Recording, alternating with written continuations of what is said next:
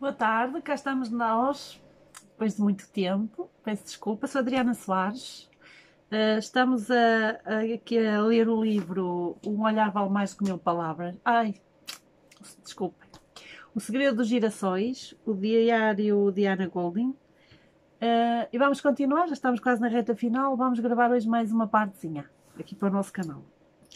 Era assim que eu via uma união de amor, como um todo. Não me arrependo de ter escolhido meu caminho, embora pense que minha tentativa de ter encontrado o meu único amor foi em vão. Houve tempos em que passei quase um mês trancada em meus aposentos. Não saía nem para beber água, somente para poder terminar de ler certo livro cujo autor me fascinava com a maneira com que descrevia a imoralidade e o sadismo dos monarcas e dos padres. Ele trazia perfeitamente a maneira, ou traduzia perfeitamente a maneira cruel e sádica com que os castos virtuosos padres viam as mulheres em geral. Resumindo, para mim, ele foi mais um herói da literatura e da liberdade de expressão. Como eu disse, a literatura considerada devassa, obscena e perigosa excitava-me, porque nela descobri verdadeiramente a maneira livre de as pessoas escreverem o que realmente viam e sentiam. O caminhar de uma bruxa exige muito estudo, muita leitura e disciplina. Quanto mais uma bruxa lê, mais se aprimora com seus conhecimentos ocultos. Isso requer tempo, paciência e obstinação da aprendiz. Embora eu tivesse sido uma rebelde, encaixava-me nas outras duas regrinhas básicas da bruxaria: leitura e estudo. As pessoas da minha época, ou de qualquer outra, creio, não suportavam que alguém fosse mais inteligente e literado do que elas. O conhecimento e a cultura sempre será a principal forma de discórdia entre homens e mulheres, principalmente quando a leitura tornar a mulher mais competitiva e capaz, e menos escrava dos caprichos masculinos. Gostaria sinceramente que minha ancestral tivesse lido esses pensamentos. Ela, com certeza, iria se orgulhar de mim, assim como me orgulhei dela. Não deixei herdeiros, como achara, não que não quisesse, mas porque os que se diziam ter autoridade sobre mim privaram-me do dom de ser mãe e também de viver um grande amor ao lado da pessoa que escolhi. Meus algozes, em todas as minhas duas encarnações, foram as pessoas que mais amei. Pessoas que determinaram que o meu tempo terreno a extinguisse por conta delas. Deus presenteou-me a vida, mas não pude honrar esse compromisso. Segundo a sua vontade, pois me tomaram este presente, que somente Deus poderia ter tomado de volta. Essa também seria a segunda vez em que poderia ou que perderia a minha juventude cedo por imposição da Inquisição e da Igreja em ascensão. Mas desta vez deixei registrada a forma como o meu destino foi modificado por imposição de pessoas do meu convívio que se julgavam com o direito de modificar minha maneira de ver o mundo. Creio que um futuro próximo, o homem continuará a ser a sua derrota, o seu próprio carrasco e o seu próprio algoz, mas nunca vai perder a arrogância e essa presunção de ser o senhor de todos os destinos. O homem nunca deixará de querer ser como Deus. Creio que por isso o mestre tenha-se arrependido de nos ter criado. Assusta-me esse pensamento e faz-me sentir terrivelmente impotente em saber que nunca nada disso mudará. Simplesmente porque o ser humano nunca deixará de ser competitivo, ambicioso, cobarde e infinitamente cruel. Qual é a diferença entre bruxas, santos e inquisidores? Sendo que todos somos filhos do mesmo pai. Quando nos debruçamos sobre a relação entre as acusadas de feitiçaria com os inquisidores, que as conduziam em seus processos, muitas vezes deparamos com essa pergunta. E, especificamente, respondo da seguinte forma: bruxos são pessoas que lutam por uma ideia de liberdade que não condiz com as normas da Santa Madre Igreja. Os santos foram pessoas que lutaram por um ideal de paz, mas ao contrário das bruxas, baixaram a cabeça e entregaram-se como ovelhas prontas para o abate. Devo dizer que o facto de terem seguido as normas morais da Santa Madre Igreja de nada lhes adiantou, pois muitos dos santos também foram torturados e morreram, da mesma forma que nós bruxas. Os inquisitores são pessoas que recebem da Santa Madre Igreja o poder de julgar o seu semelhante. Abusaram desse poder para usufruir de benefícios próprios. Esses homens, além de verem as coisas como eles querem, induzem os seus supostos acusados a falar o que eles querem que seja dito em tribunal. Essa foi a minha opinião formada a respeito da grande diferença entre os santos e as bruxas e os inquisitores. Não me importava o que a Inquisição pudesse fazer. Nunca poderia deixar que me calassem ou que se calasse a verdadeira voz da verdade. Como essas pessoas podiam se julgar superiores aos donos da verdade, sendo que elas praticavam atrocidades e mentiam até mesmo sobre a verdadeira palavra de Deus. Grande parte das confissões foi obtida através de requintes de malvadez. Sim, requinte de crueldade, pois depois de torturarem e matarem os inocentes, esses homens virtuosos e sem pecados voltavam para as suas casas e comportavam-se como lordes. Era como se a monstruosidade que eles praticavam nos calabouços e nas prisões não surtisse nenhum efeito sobre a sua consciência. Eles chamavam essa atrocidade de trabalho. Tudo o que uma mulher fizesse era motivo para que fosse acusada de bruxaria. A suposta bruxa deixava de falar a sua língua, passando a falar a língua do inquisitor através da manipulação e da tortura. A acusação por bruxaria surgia sempre a partir de um suposto malefício. Podia ser a doença repentina de uma pessoa ou de animais domésticos, ou em casos menos comuns, problemas causantes a plantações ou ainda ao próprio clima. Em Salem, as denúncias surgiram a partir da súbita doença inexplicável de meninas que nada mais tinham do que uma histeria coletiva. Em Boston, em 1688, as filhas do Sr. John Godwin, ao adoeceram, levaram a julgamento a Sra. Mary Glover. Ela era uma pessoa do convívio de todas aquelas pessoas que a acusavam medianamente. Não importava qual fosse o argumento, o importante era sempre achar um culpado, acusá-lo de algum tipo de crime, pois assim parecia que aliviava a culpa e a consciência daqueles hipócritas. No vilarejo de Salem, ao norte de Boston, na colónia de Massachusetts Bay, Nova Inglaterra, Sarah Gould, uma mendiga louca, Sarah Osborne, uma parteira, e Tituba, uma escrava indígena de Barbados, foram acusadas em 1 de março de 1692 de prática ilegal de feitiçaria e de manterem contacto com o demónio. Naquele mesmo dia, Tituba, possivelmente sob a coação, confessou o crime, encorajando as autoridades a iniciar uma caça às bruxas de Salem. Uma verdadeira histeria coletiva espalhou-se, dando margem à intolerância e ao fanatismo religioso que se seguiu. Tais factos vitimaram no início quase 20 pessoas inocentes. Os problemas na pequena comunidade puritana começaram no mês anterior, quando Elizabeth Parris, uma criança de apenas 9 anos, e Abigail Williams, de 11, filha e sobrinha, respectivamente, do reverendo Samuel Parris, passaram a sofrer ataques compulsivos e outras misteriosas doenças. O médico local, como não achou nada nas meninas, concluiu que só poderiam estar a sofrer os efeitos de uma bruxaria muito poderosa.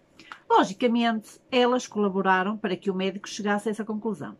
Na verdade, essas santas e inocentes crianças estavam sendo acusadas. Essas santas e inocentes crianças estavam sendo usadas por seus pais para acusarem pessoas que provavelmente eram odiadas por eles. O reverendo Samuel Parris, por exemplo, cobiçava as terras do Sr. Giles Corey, e como o Sr. Giles Corey negou-se a dispor de suas terras, então, com a ajuda das inocentes meninas, o reverendo Samuel Parris conseguiu acusá-lo de prática ilegal de bruxaria. Esse pobre homem, então, foi sentenciado à execução por esmagamento.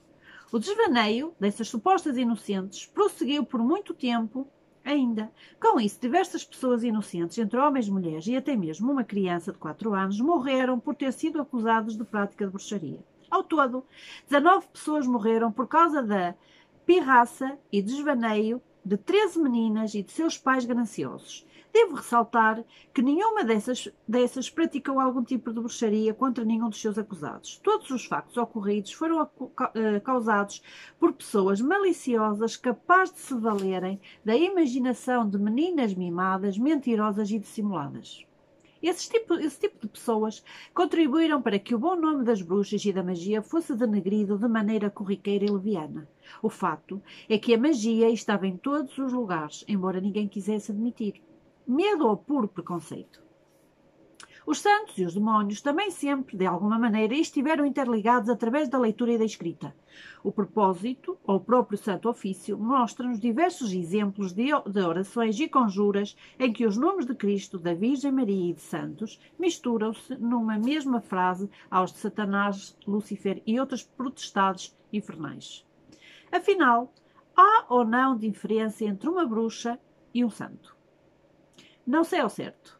Diziam que os santos nunca cometiam pecados e que curavam os enfermos em nome de Deus. O facto é que isso não é toda a verdade, pois existiram opostos, ou apóstolos que foram corruptos e ladrões, assim como também existiu bruxas incorruptíveis que foram capazes de morrer apenas por acreditar em uma causa de liberdade e de igualdade. Assim como os santos curam em seus supostos milagres, curandeiros e bruxos também o fazem. Eu mesma já o vivi. E vi pessoas de bem dentro da igreja pedindo a Deus para matar a amante do marido em oração. Algum tempo depois, soube da morte da amante.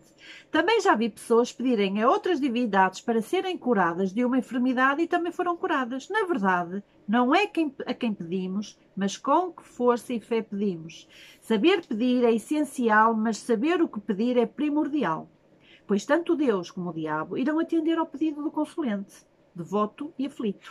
A diferença é que Deus sonda-nos para saber se somos merecedores de termos o pedido realizado. Já o diabo concede quase imediatamente, pois devemos nos lembrar disso. Está em constante disputa com o Pai Maior. Deixo registado que nunca foi minha intenção glorificar a demónios, de modo algum que isso fique bem claro. Só estou a tentar mostrar a igualdade das forças e da grandeza da fé. Somos Deus e também o demónio, porque nos foi dado o livre-arbítrio de poder direcionar a nossa vida e escolher qual o caminho a tomar. Logicamente, e podemos escolher o caminho do bem, porque então escolhemos o caminho do mal. O problema é que o ser humano está sempre a querer mais. Na maioria das vezes é derrotado pela falta de fé e pelo excesso de vaidade que domina o seu ser. Costumo dizer que o ser humano é infinitamente cruel, com a boca fechada e com ela aberta destrói e guerreia. Somos fruto do pecado do nosso ancestral Adão, mas não fazemos nada para nos livrarmos dessa praga. Não somos fracos, mas sim curiosos. Ou melhor, não somos francos, mas sim curiosos, teimosos, inconsequentes, quando desafiamos as leis de Cristo. Nossa arrogância nos destrói, só nos leva ao inferno da consequência dos nossos atos impensados. O pior é que não sabemos aonde toda esta loucura temperamental chegará. Mas o certo é que temos a obrigação de parar em algum momento de nossas vidas e refletir que estamos nela para aprender a aprimorar. Foi para isso que nos foi dada a chance de reencarnar. Ou será que vamos ficar como o vento que sopra em qualquer lugar, sem direção, sem nunca poder ter um porto seguro para pousar? Lembre-se, o vento é o nosso mensageiro, a alma do mundo, e o seu destino é correr os 4 cantos da terra, sem ter o direito de parar, pois,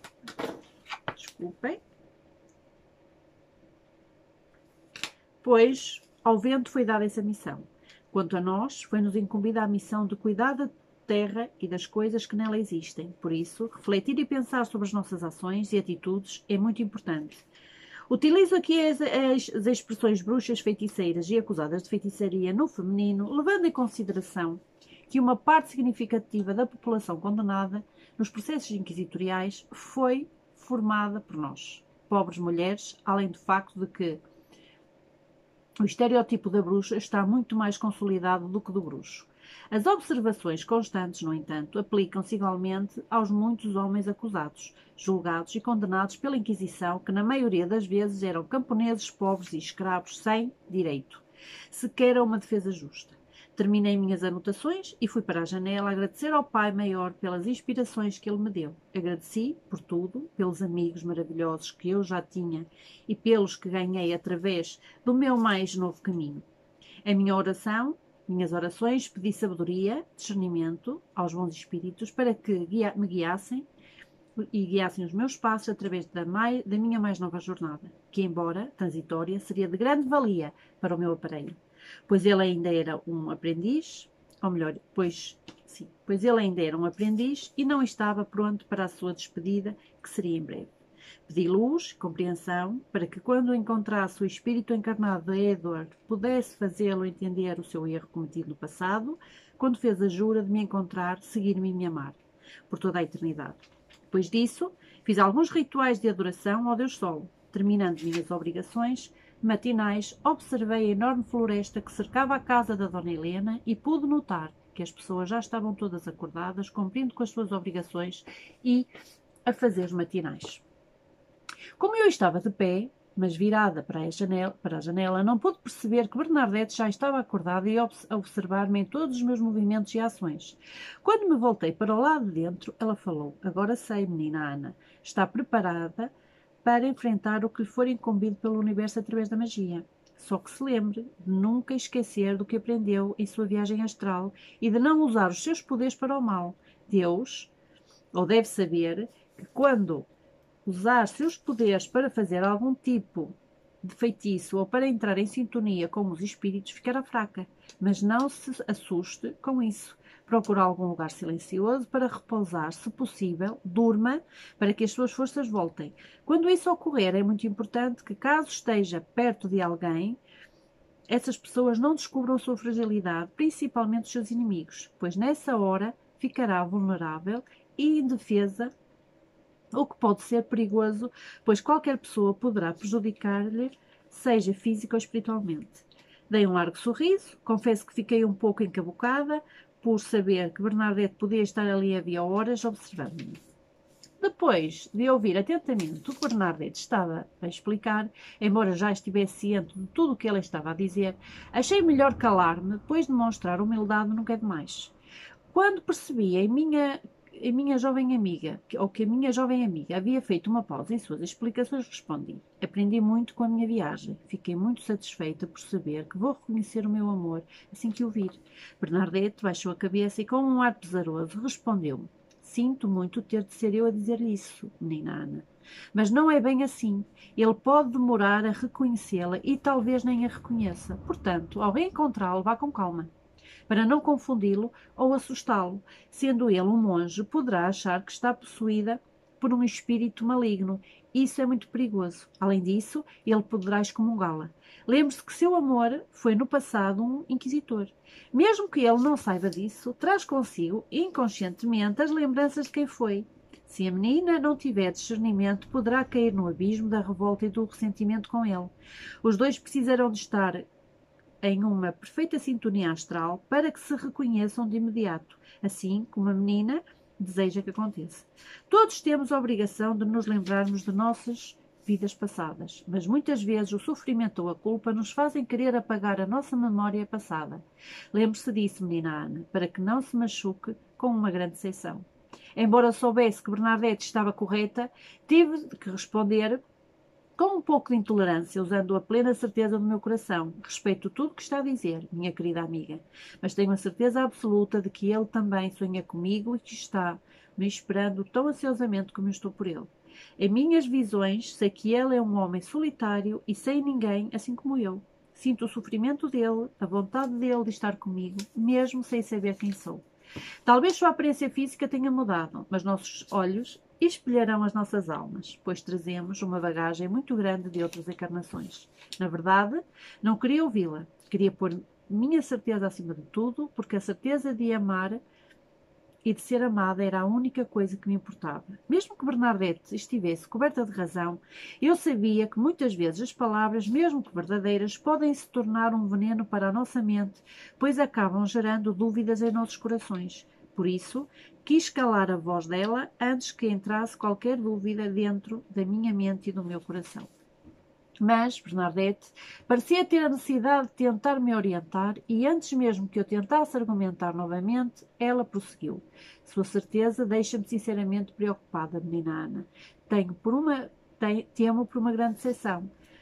Fala como se já estivesse comunicando com esse homem antes. É como se ele já tivesse falado do amor que tem por você. Quem garante que ele não falou? Não é facto que, em nossos sonhos, podemos sair dos nossos corpos físicos e viajar através do espaço?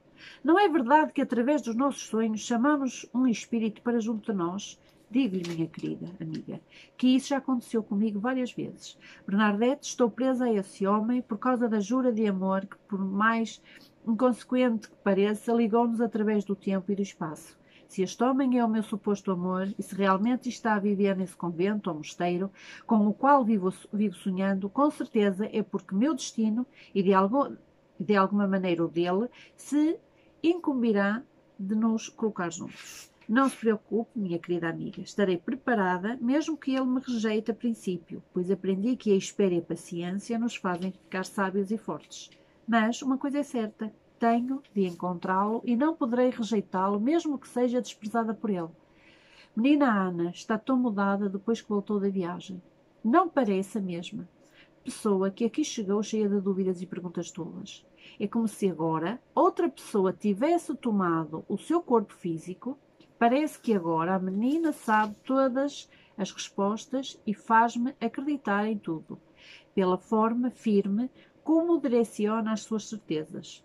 Sabe, quando fiz a minha viagem, pensei ter voltado forte e preparada para enfrentar todas as minhas dúvidas, pois não estava certa se o meu noivo Magalde era o meu verdadeiro amor, porque eu vivia em um mundo de conflitos e angústias desnecessárias. Se quer saber, até hoje ainda tenho algumas dúvidas sobre o nosso amor, mas a menina voltou muito forte, sabe, e tão segura. Minha tia Helena tem razão quando disse que a menina é uma bruxa muito poderosa. Fomos abençoados por termos lhe despertado esse dom. Sabe que mais? Tenho muita sorte por tê-la conhecido, por sermos amigas agora. Na verdade, agora sou eu quem tem muito a aprender com você, menina Ana. Se a menina me permitir, quero ser sua aprendiz nos segredos da magia. Tem um sorriso pesaroso, mas disse: Teria a maior honra em tê-la como minha aprendiz, minha cara Bernadette. Porém, seu destino já está escolhido e creio que não poderia tê-lo feito de maneira mais sábia. Acredite, terá ao lado de seu noivo, Magalde, 2 lindos filhos e ambos serão muito felizes. Cada um nesta vida tem a sua jornada já programada pelo destino. A sua não poderia ser melhor. É tranquila, feliz e sem problemas. Disse isso porque toda a vida daquela jovem passou pelos meus olhos nitidamente. Naquele momento, eu acabara de ser abençoada com o dom da visão. Bernadette, depois de me ouvir em silêncio, sorriu-me largamente, depois ficou feliz por ter-lhe revelado algo que ela já sabia, mas em que não confiava, pois, como todo ser humano, ela não cria em suas próprias intuições. Muitas vezes temos a certeza de que nossos projetos de vida irão dar certo, mas por vivermos ansiosos e cheios de perguntas, acabamos por não acreditar nas respostas do nosso coração. Todos temos a visão do nosso próprio futuro, só que não damos muita credibilidade ao dom maravilhoso que Deus nos deu. Preferimos consultar então cartomantes, quiromantes e outras pessoas que nem sempre são honestas em suas previsões. Isso só nos serve para nos confundir sobre o que realmente pertence a nós. Todas as respostas estão dentro de nós mesmos. Somos o nosso próprio guia, basta que acreditemos e confiemos em nossas intuições. Isso quer dizer que podemos abrir ou fechar as portas da prosperidade, cuja chave está dentro da nossa mente, que muitas vezes está insana ou debilitada pelos muitos fracassos já ocorridos em nossas vidas. Tudo o que nos acontece, de alguma maneira, é porque o programamos mentalmente. Vamos ficar por aqui hoje, não é verdade? E espero que vocês gostem desta partezinha do livro. Eu pessoalmente sou fã desta escritora, Adriana Matthews. Não sei se disse o nome dela no início do vídeo. E espero amanhã gravar. Vamos lá ver se isto dá, tá? Beijos no coração, até amanhã.